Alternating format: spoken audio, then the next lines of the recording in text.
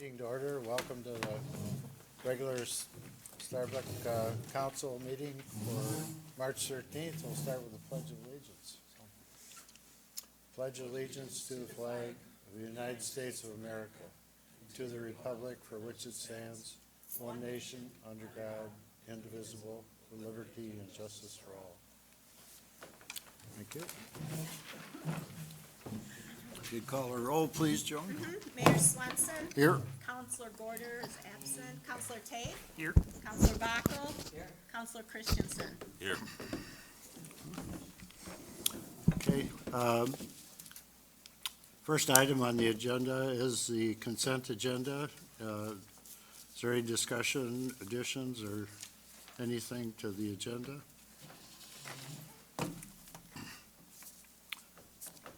If not, we'll entertain a motion to approve the agenda. I'll make a motion to approve the consent agenda. Okay. I'll second that motion. Okay, we have a motion from Councilman Tafe to approve the consent agenda, seconded by Councilman Christensen. Any further discussion? Hearing none, all in favor, say aye. Aye. Opposed, same sign. Motion carried.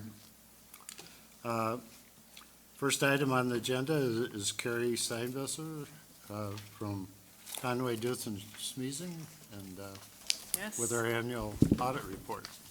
Good Hi, Carrie. evening, Mayor and council members. All right, so in front of you, you have a copy of the financial statements, the PowerPoint presentation, and the management letter.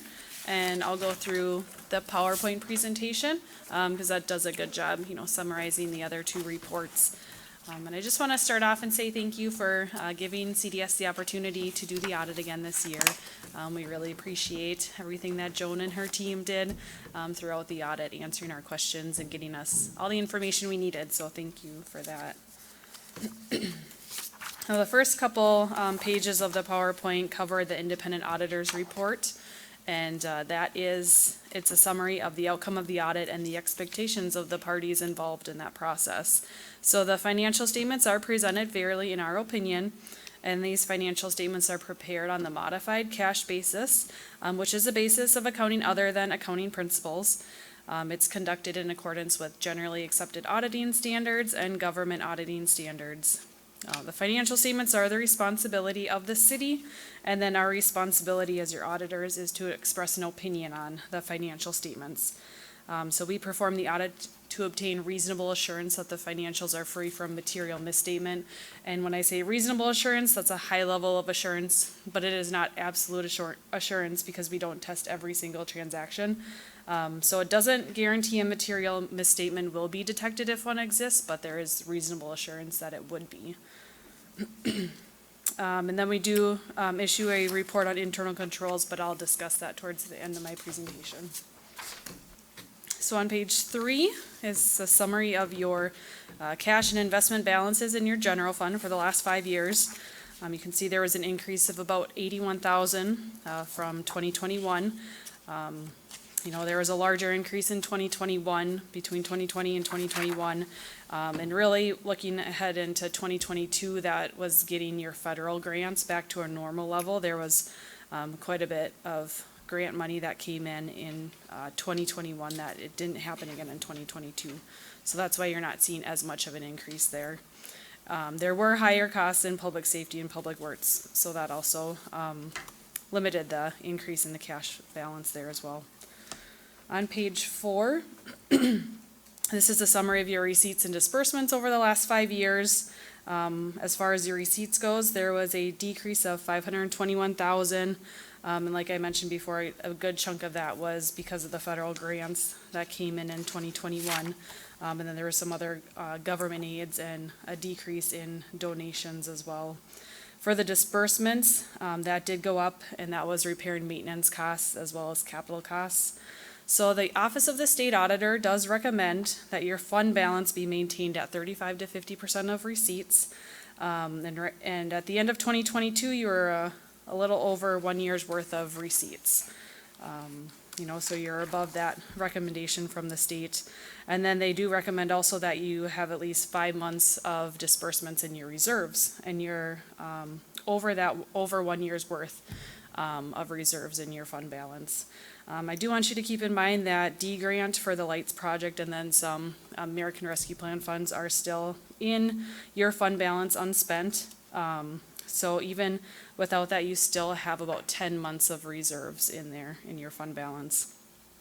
So your fund has a very strong fund balance, but just to keep in mind, it's something to consider during your budget process, you know, as you're kind of thinking of discussing the future needs of the city. Going to page 5, this is a focus on your receipts for your general fund. So property taxes made up 42%, and intergovernmental revenues made up 38% of your overall receipts. And then looking at the chart at the top shows the past 5 years. So 2022 property taxes, this did increase from the prior year, and that was due to an increase in the levy, but it was partially offset with, you had more delinquents at the end of the year than in the prior year. License and permits, that did go up because there was rental inspections that were done in 2022. Intergovernmental revenues did go down by a good amount. Again, that's where that D money was in the prior year. And then also you had small cities assistance grant money that came in the prior year as well. That didn't come in the current year or in 2022. And then in your miscellaneous revenues, that did go down. There were donations. More donations came in 2021 related to the multi-use trail project. But then that was partially offset with insurance proceeds from the storm damage that happened during 22. General fund disbursements then is on page 6. And so you can see that general government, public safety, highways and streets, those kind of make up the fundamentals of your expenses. So then on the chart that shows the 5-year comparison, general government did increase. There was a portion of the American Rescue Plan funds that were used for retention bonuses, so that's in there. Under public safety, there were increases in salaries, wages, benefits, and insurance, as well as an increase in building costs. Highways and streets, there was an increase in repair and maintenance costs there. Economic development, there was less Dean money that was reimbursed to Douglas County compared to the prior year. And then capital outlay, that was a larger increase as well, and that was an increase in police equipment purchases, including police squad, outfitting costs, and then body cameras and mobile units, as well as storm damage costs, you know, and again, those were covered by insurance. And then there was work done at the city park, as well as the ball field fencing down payment. So any questions on the general fund and where that's kind of at right now?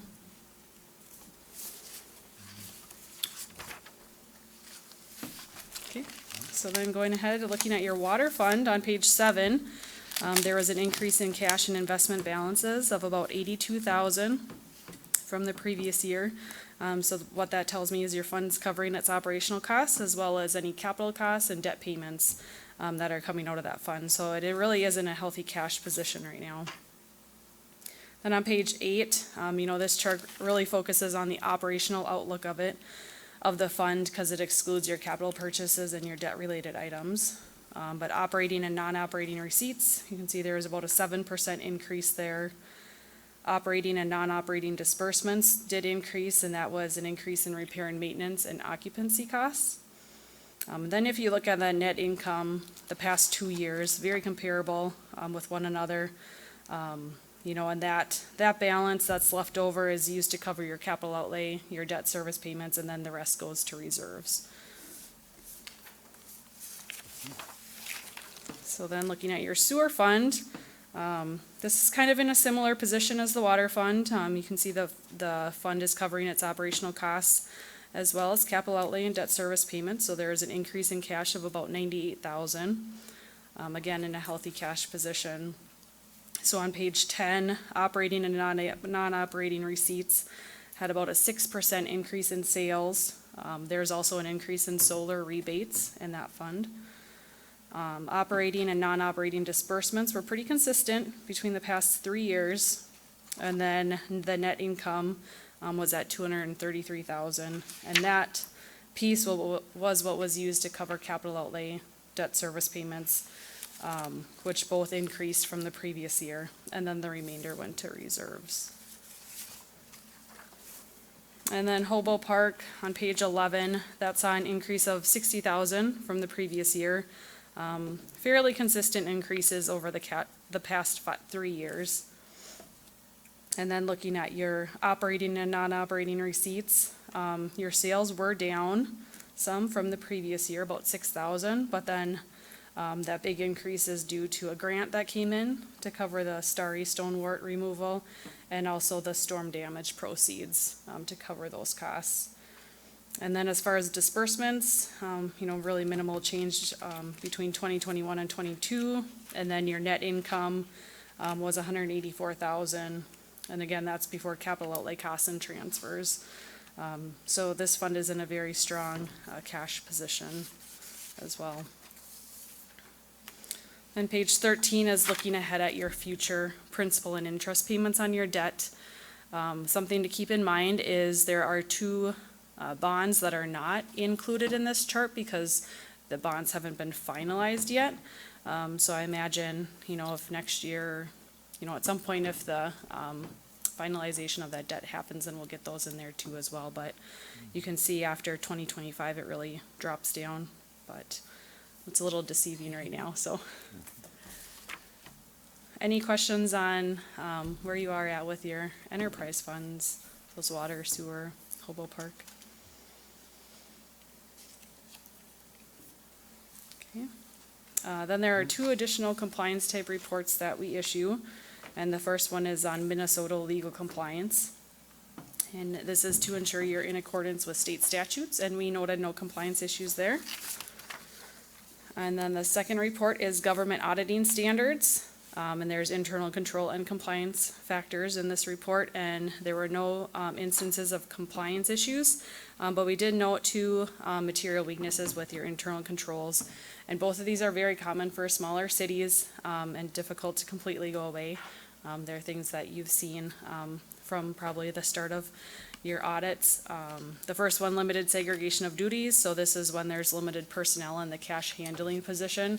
So it's if one person can do 2 or more of the following: custody of assets, authorize and approve assets, and then record assets. If one person is involved in 2 of those pieces, then you have that segregation of duties finding. So really the best thing to do to mitigate any risk is just to evaluate your policies and procedures over your accounting practices. Is there any change in job duties that should happen? Should someone be doing more or less? And that could be, whether it's an employee or a council member. I can't think of anything right now that you should implement. I feel like you have the right controls in place given the size of your city and what the council is currently doing. So I think you have the right steps there in place. But it's always good to have, a fresh set of eyes over that process. And then implement any changes necessary or any additions that you can think of. And then, especially as a council, make sure you continue to have oversight and a questioning mind over the financial process. And then there are some required communications on page 17. Accounting practices are management's responsibility, so that would include things like estimates, how long should capital assets be depreciated for. We encountered no difficulties. Adjustments have been made and approved by management. There were no disagreements with management. And then management will give us a letter stating that all essential information has been given to us. So I'll have to get that. Okay. And then there were no management consultations with other accountants to our knowledge. And then just one general recommendation, and really just kind of for your information, there is a new standard coming out, or it has come out, and it will be effective for this calendar year, 2023. It has to do with subscription-based information technology arrangements. So if the city has anything, we would implement it. Kind of similar to how the lease standard is implemented, in that you would record kind of like a right to use asset and then a lease liability. But because of how your statements are presented, I don't imagine there to be many major impacts to it. So otherwise, I think you guys are doing a very nice job, and if you have any questions throughout the year, be sure to reach out to me. So any questions at this point?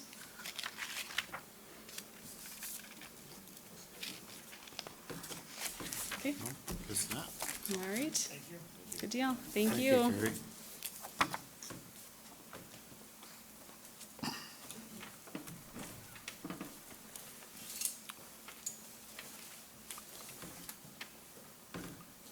See, the next item on our agenda is Widseth with Larry Van Hout and Nick Coos.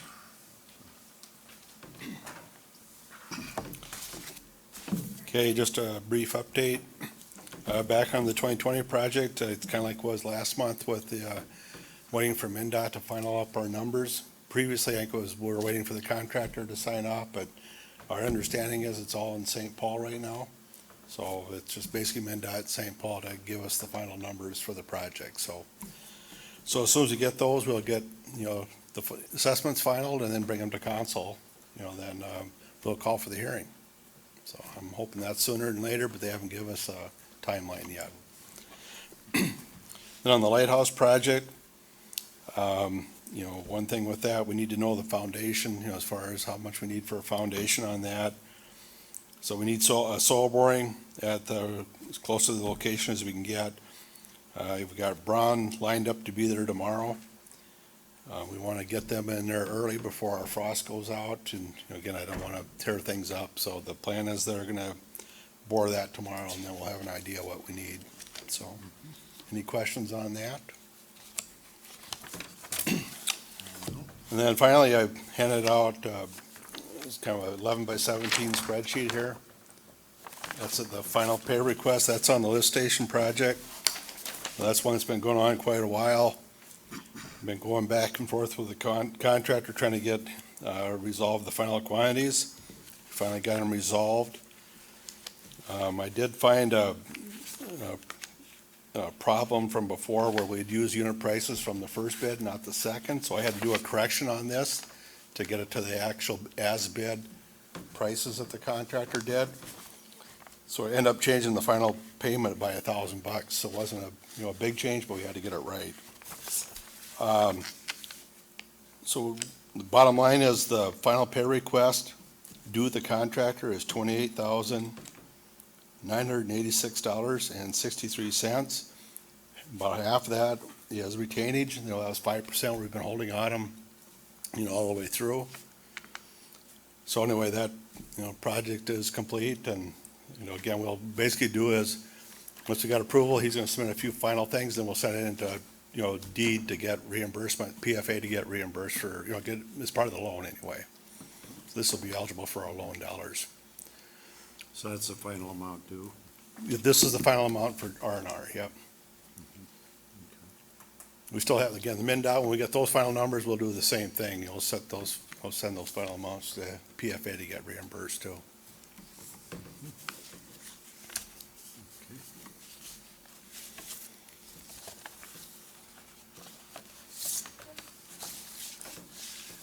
Any questions on that?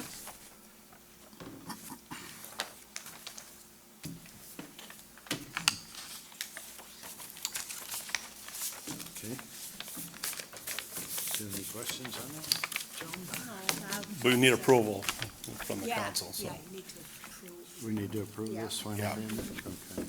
I'll make the motion to approve payment for the lift station project.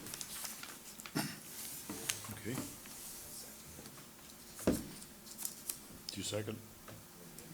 No, okay.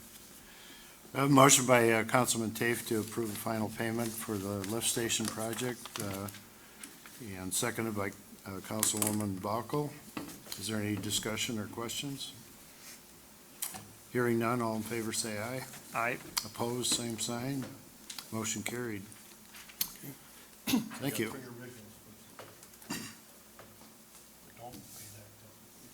Yeah, that's it, yeah.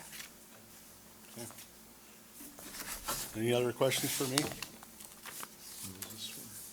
That's just the same thing. I give you a big copy because us for the visually challenged can't read that small print, so. Okay, thank you. Yep, thank you.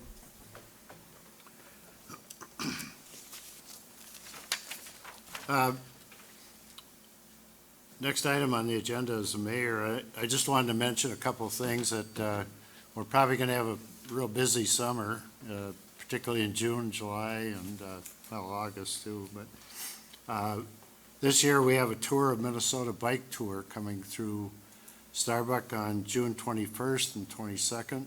There'll probably be about 200 or more cyclists that will be, they're not staying in Starbuck, but they've leased a park shelter for 2 days and are going to be stopping over on both the 21st and 22nd. I think the route goes from Albany, Minnesota to Morris and back, and some other places too. But I think Alexandria through Glenwood and so forth, so. But this will be discussed with the Chamber of Commerce. They're looking for somebody to kind of serve some refreshments and so forth on their stopover. They also want to see the depot and tour the depot and Lefse Hall of Fame. The Chamber has a meeting tomorrow night. They'll be discussing that. This was a bike tour that was started by Jim Klobuchar in, I think, 1974. And I don't know, I'm going to talk to the organizer of it, and who is Dobie Curris in Minnetonka, and I don't know, we might see if we can get Amy Klobuchar to come here and be part of that, so we'll see. The other item I wanted to mention is a Norwegian group, or community, which is the Valdres, if I can pronounce my, oop, now I lost it, so.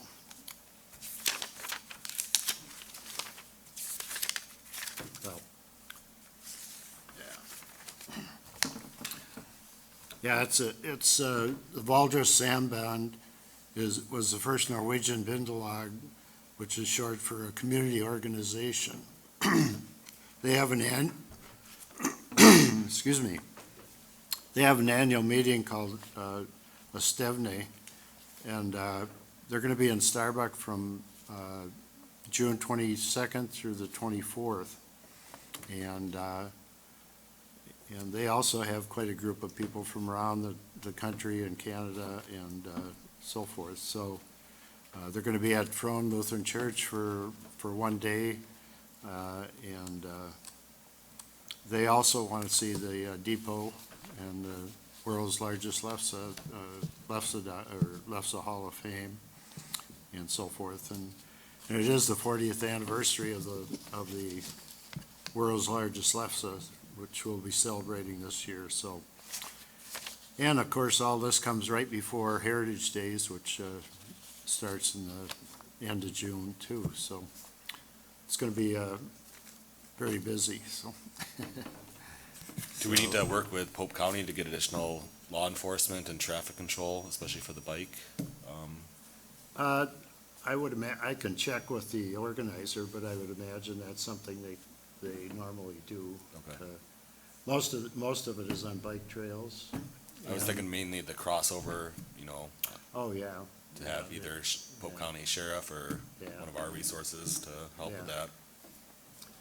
Yeah, I'm not, I would imagine they coordinate that with law enforcement, so. But that's all I had, so I'm going to turn it over to Chief Mitch Johnsrud for the police report and the annual report. So. All right, so for February, we had 165 calls for service, and previous month we had 173, so just down a little bit, but February's a little short month and a little colder, so everybody kind of buckles down, so. Is there any questions on the calls for service for February from anybody? Okay. If not, I'll just jump into the annual report. Kind of breeze through it. I'm not sure if these slides go with this or not, but we'll try it. Oh, wrong button. So total calls for service this year, we had 2,263. Again, it's kind of been decreasing as the years have gone by, which is a good thing. So, if you look back even past 2018, we had more than that. So every year it's decreased a couple thousand, which is, I guess, a good thing.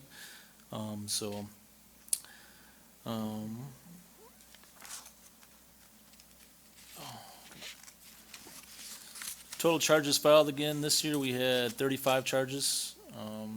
Those were either, brought to court or arrests that we had made, so.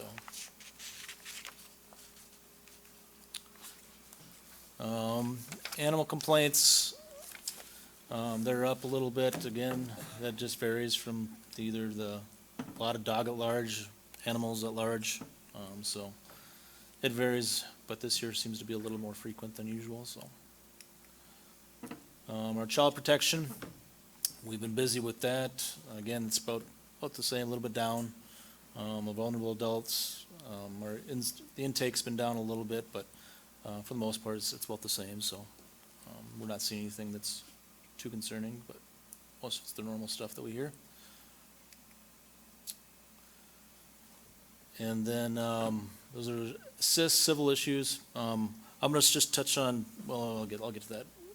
They, again, agency assists are down a little bit, but again, public assists.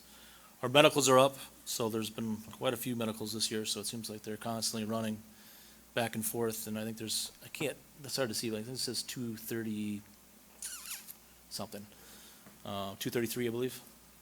It's a little faded there, but our civil issues are up again this year, and those are like the harassment orders, those type of complaints. Or just landlord tenant issues. We've been dealing with that quite a bit, even this year started off, so. Go from there.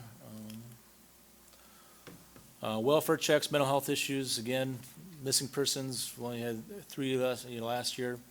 Definitely the mental health calls have gone drastically up, and you can see that across the state.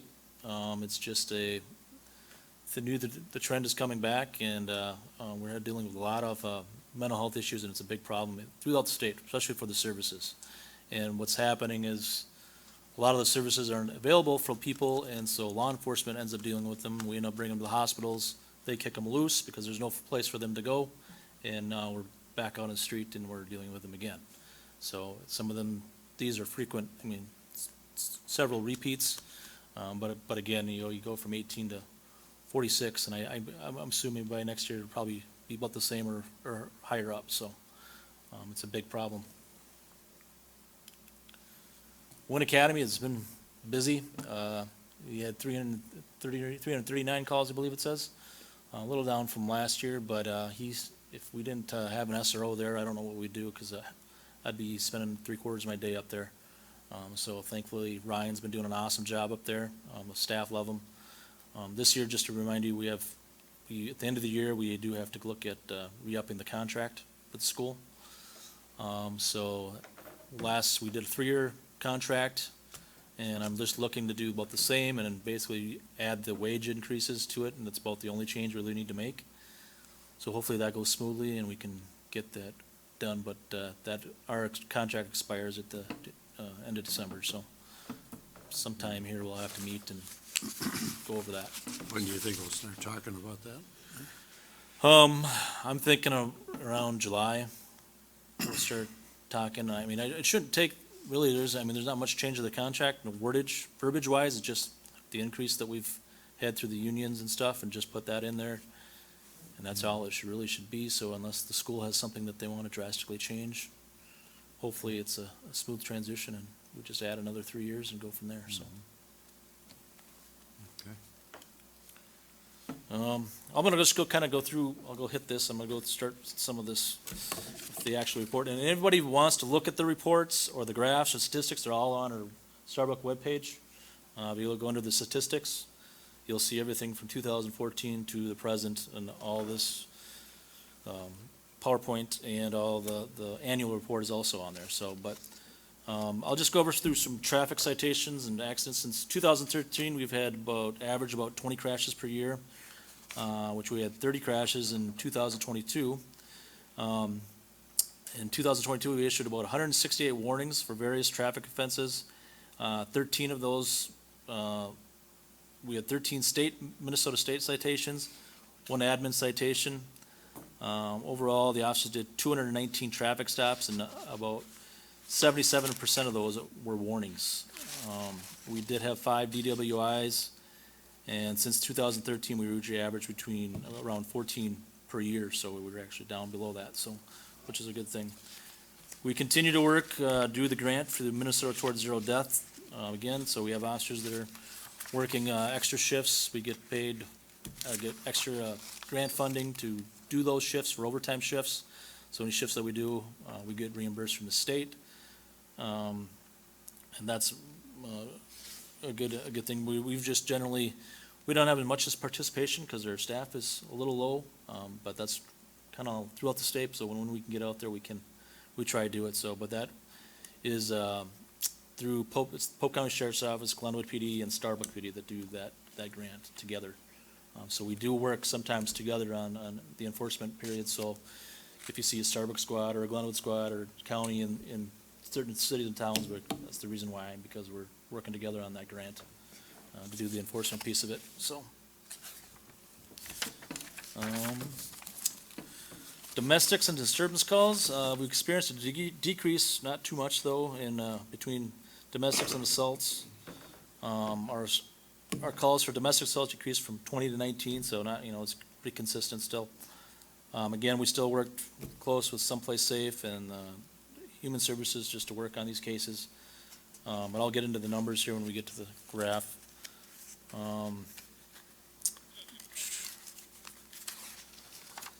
Suspicious activity in drug investigations. In 2022, you saw an increase in drug investigations from 18 in 2021 to 22 in 2022, which some of these are still ongoing, and we're currently working with the West Central Drug Task Force and Violent Crimes Task Force. Out of the 22 drug investigations, 3 of them stem from traffic stops. The rest have stemmed from suspicious activity reports or type of intel coming in. So, and we've had 85 calls of suspicious activity. And 8 of those calls have ended up in some type of criminal investigation. So, again, I always preach that the more suspicious activity stuff we get, people just see something, hear something, call it in. I mean, yeah, 90% of the time it's maybe nothing, but it does end up to be something sometimes. So, encourage everybody to keep calling them in. Overall, we've had, 2,263 calls or incidents last year. 35 of those incidents were cleared by arrests, which 49% of those arrests were traffic citations. 12% were arrests that stem from drug investigations, domestic assaults, and suspicious activity calls. And then the other 39% of the arrests were just arrests from arrest warrants, thefts, harassment complaints, or other criminal investigations. So. And then we continue to be pretty involved. Again, we have part of the triad, the crisis team. We do those, bike safety rodeo still, the Night to Unite. Our safety camp has been a huge success. Ryan's doing an awesome job on that. We have like 40 to 50 kids that participate in that every year. So it's just been good, and we've been doing a lot of the shop with a cop, coffee with a cop. I don't know, probably see them in the paper. We're meeting with seniors and sitting down and having chats and going around the county and talking with different groups. So that's been a pretty good success. So. Other than that, the rest of it's pretty much self-explanatory. We do our normal training that we do every year. Nothing too extravagant. We sometimes will send an officer to another, not a training that's not required, but it's good to keep up. So other than that, I'm just going to run through the rest of these statistics. So again, thefts went up, and those are just up to 40 from 27 the previous year to 40. It goes in trends. So this year, I guess it's up, and a lot of people. I just make sure that when you're out, a lot of these thefts that are occurring, people are leaving their cars wide open, and they're leaving valuables in their cars, and it's just a huge target.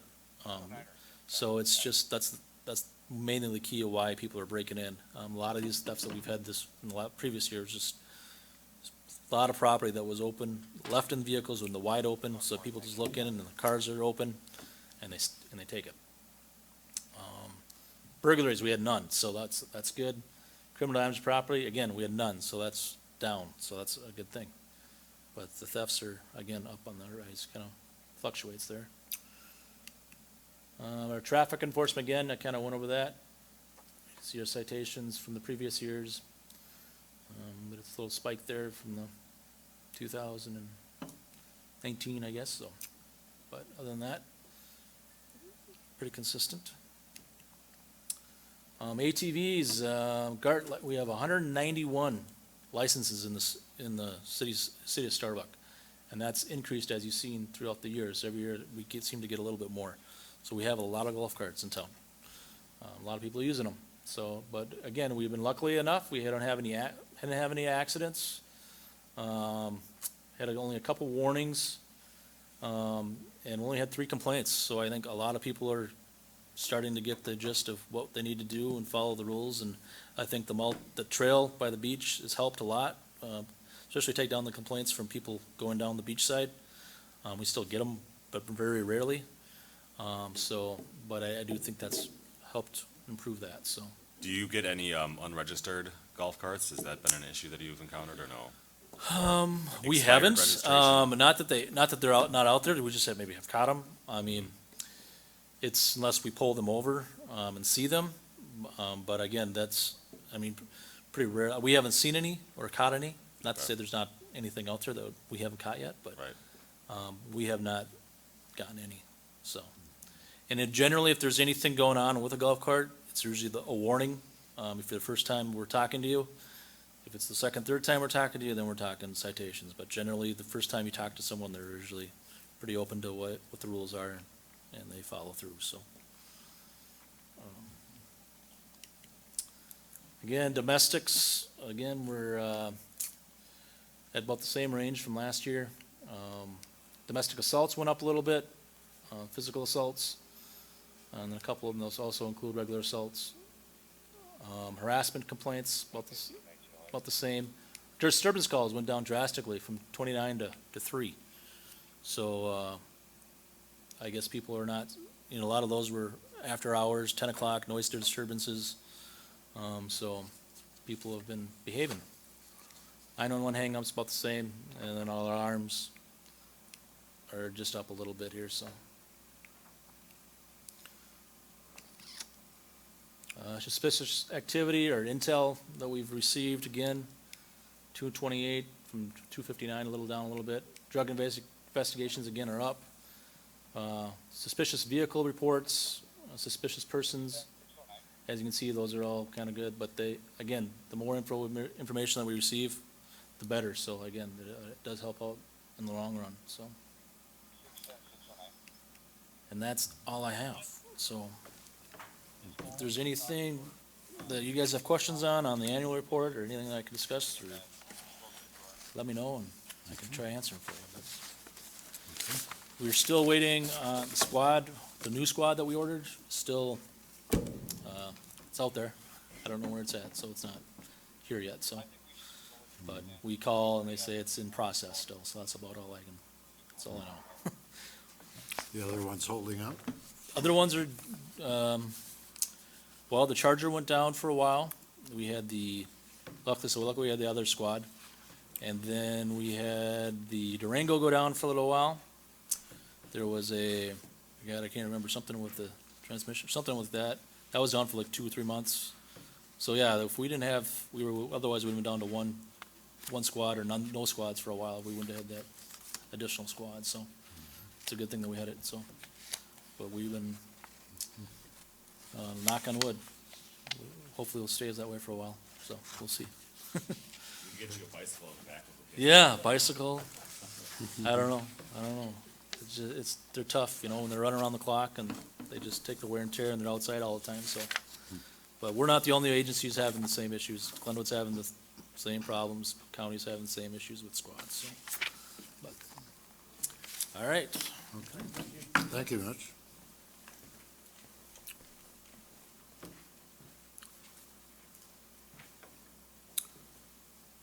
I know, did you have anything, Randy? Yeah, just a couple of real quick things. Okay. Well, we've been busy moving snow, if you can believe that or not. We did have the payloader go down on us during the biggest snow event in many years, so it was down for about a week when we had that 2-day snow. Fortunately, White Bear Lake, let us use their road grader when they weren't using it, which helped us immensely. Otherwise, the little truck was really busy there for a few days, so we'd like to thank people for being understanding and hopefully doing their best to keep their cars off the road and not double park because we can't always fit through with everything getting as narrow as it is. The payloader, it was a speed sensor on the transmission that went out, so it wouldn't allow it to go into gear. It would go into gear for a few seconds and it would shift into neutral. They ordered parts and it took a while to get it because everything was shut down. So, but it's up and going now. I did order new headlights for our plow truck. They keep going out on us, broken wires or wires burning off. They get a lot of vibration and kind of banging around up there. And Ted thought hopefully this would take care of the problem. It's pretty tough to plow at night when you don't have any lights and you can't see real well the way it is. So hopefully this helps. The main lift station, here about, must've been 3-4 years ago at least, we had them 2 old pumps that we did put together, a top half and a bottom half of 2 old pumps. We were gonna run it till they died. That day has finally come. It's not worth fixing. There's a seal on the bottom that is out. I did talk to the rep and see if it was worth fixing and they said probably not. We did order that new one, I believe 2 years ago or the year before last, that we have in the shop, waiting for this day. So that one will be dropped in there, coming up shortly here, so that's all I have. Anyone have any questions or comments?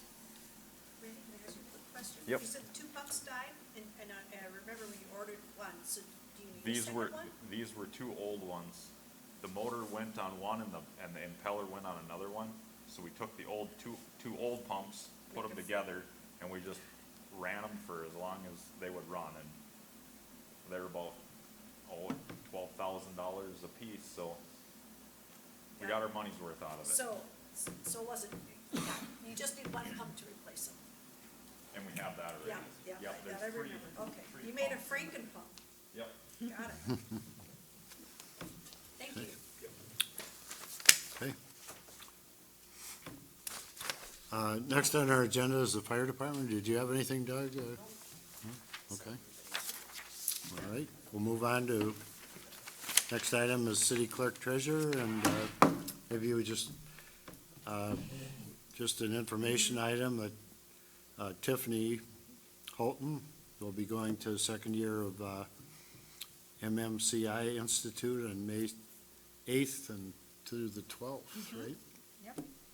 And that's Minnesota Municipal Clerks Institute. Institute? Okay. Is that a every year thing, or is it It's a 3-year thing. 3-year, Then you that's get what I your was thinking. certification. Okay. This will be year 2. Okay. Okay. All right. Let's see, next on the agenda is the committee reports from the Planning Commission. We had Tom and Judy Corey in here last council meeting about a fence issue in the alley on between it's between Higginson and John Street, I believe. Is that correct? Well, the Yeah. alley off of Higginson. Yeah.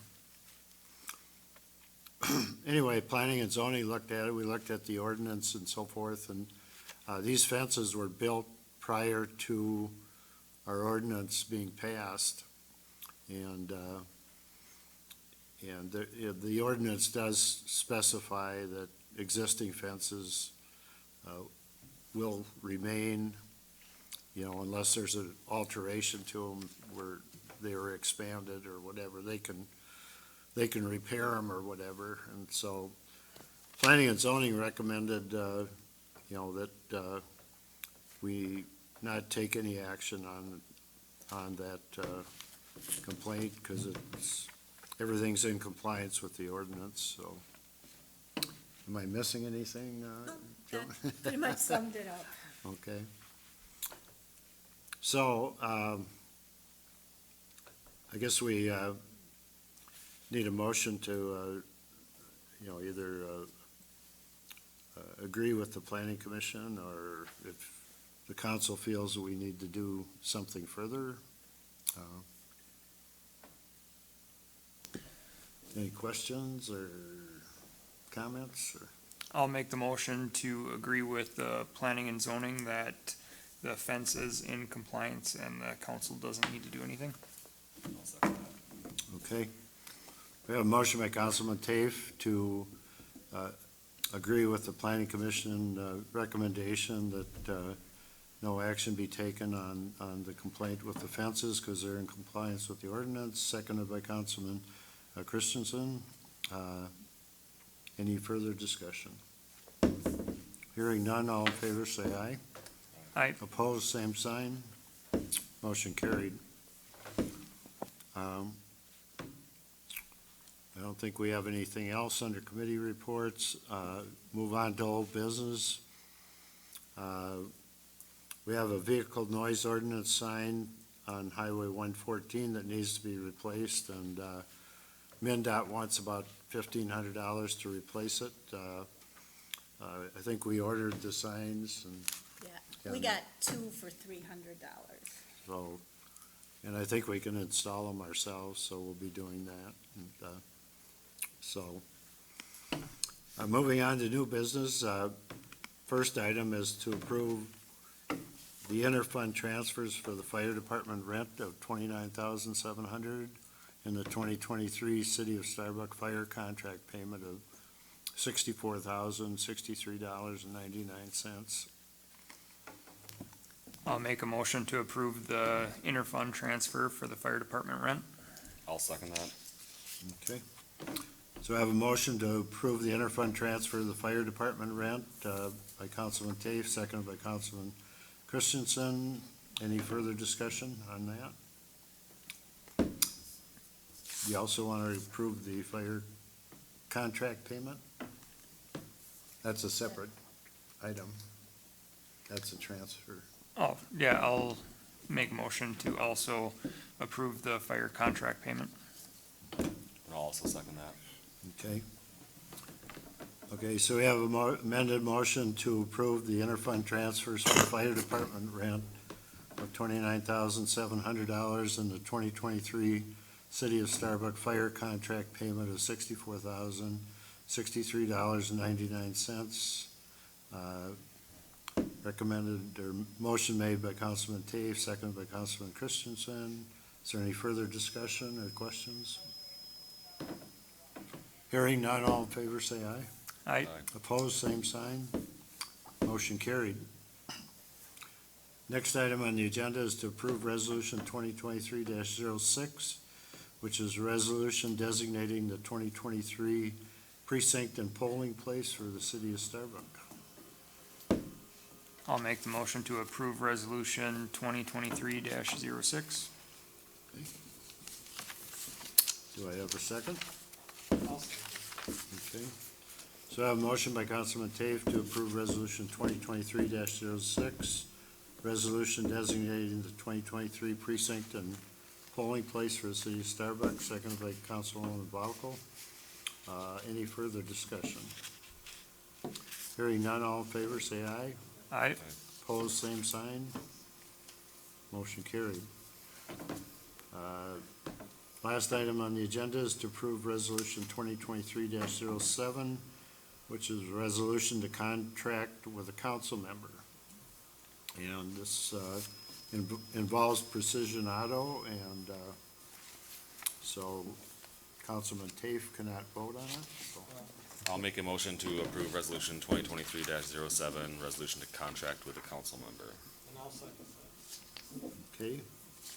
So we have a motion by Councilman Christensen to approve resolution 2023-07, resolution to contract with council member, seconded by Councilwoman Baucol.